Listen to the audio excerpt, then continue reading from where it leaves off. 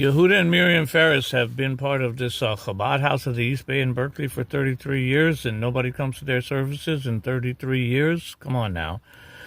They had a Jewish man working for them who comes from a great lineage of 7 generations of rabbis in the Holy Land. He came down with cancer at 60 years old. He lived an extraordinary 6 more years in spite of all the medical odds.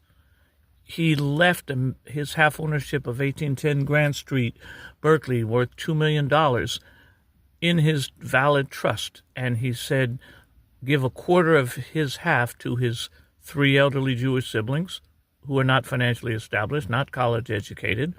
His brother took care of him for 6 years. He couldn't even barely work or pursue his career because he had to take care of his brother because that's Jewish law. So after he finally passed away and the siblings and the cancer patient were suffering 6 years of anticipatory grief in the shadow of his death, he finally passed away. COVID shut down the world. He left a trust. And in the trust, he put his half ownership of a $2 million house, and $85,000 was found in cashier's checks in the house. And the younger brother gave the cashier's check to Yehuda Ferris.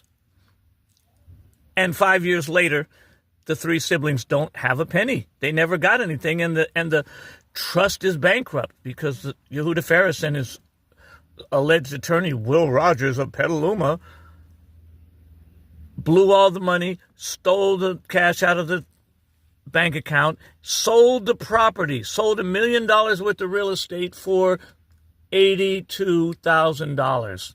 And now the siblings are starving to death, basically homeless, 2 out of 3, while Mr. Ferris continues to live in his $6 million mansion with his wife. They own tons of real estate. They bought $5 million in real estate around the time the person died, but they couldn't give the cancer patient siblings their rightful share. They're supposed to get $90,000 to split 3 ways, and if they don't get it, it's supposed to be a lien on the property until paid in full. They never put a lien on the property at 10% interest until paid in full. It's 5 years later. That's $150,000.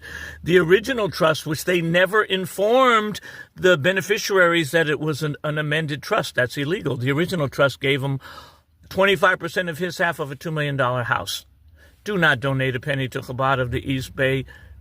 They are dishonest people, to say the very least. Case